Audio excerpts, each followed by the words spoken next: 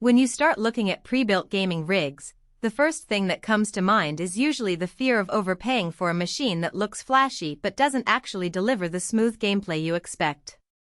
I've spent the last couple of weeks comparing a handful of mid to high-end options, reading what owners say about long-term reliability, and checking how much of the advertised power really translates into day-to-day use. If you want to check the product details on Amazon, the link is in the description. What follows is an attempt to cut through the hype, weigh the real-world pros and cons, and help you decide whether the Skytech Gaming King 95 is the right fit for your setup. Let's start with the core of any gaming PC, the CPU and GPU combo. The King 95 ships with an AMD Ryzen 7 7800X3D and an Radeon RX 9070 XT.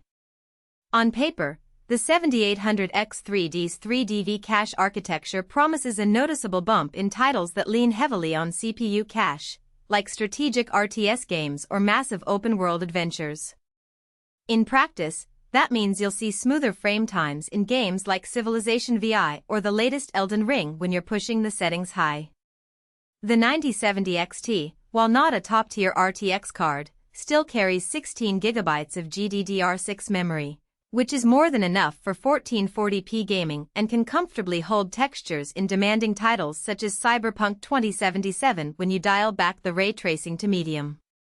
One of the first concerns I heard from people who had previously built their own rigs is the balance between raw performance and heat.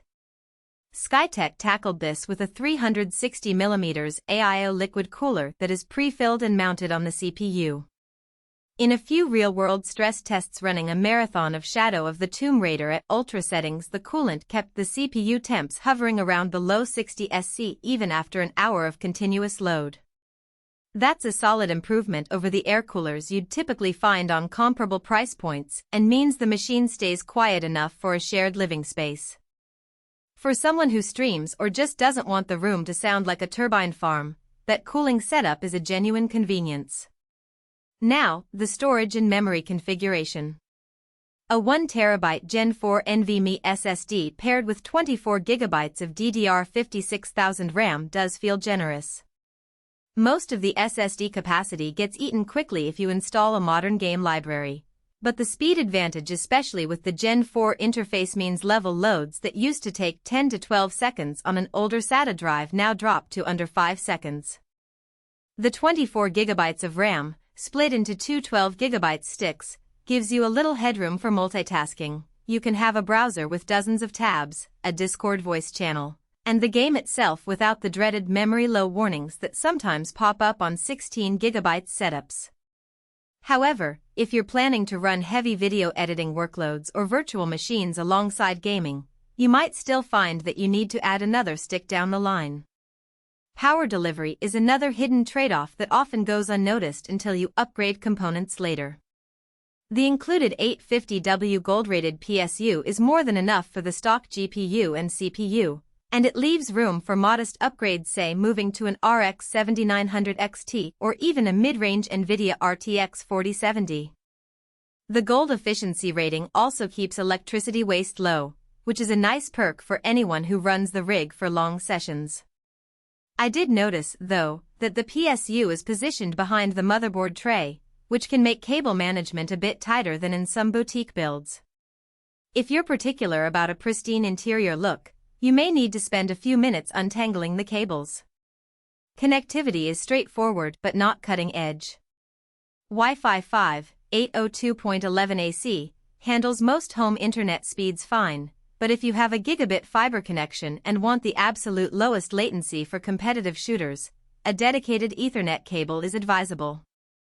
The machine does come with a decent selection of ports: HDMI, a DisplayPort, a handful of USB-A and a couple of USB-C slots.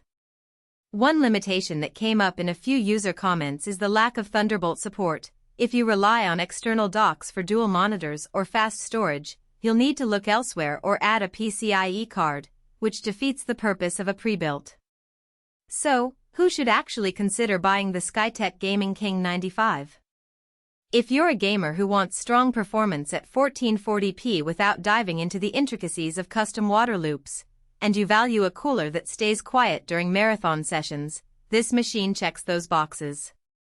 It also serves well for creators who do light video editing or stream their gameplay, because the CPU cache boost and ample RAM make encoding less of a bottleneck. The price point mid-range for a pre-built with this hardware means you get a solid foundation without spending the premium you'd pay for a boutique brand that adds custom chassis and extra aesthetics.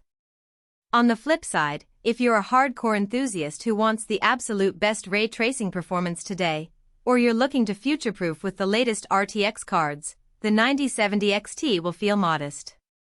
Likewise, if you're a minimalist who prefers a smaller form factor or a build that can be easily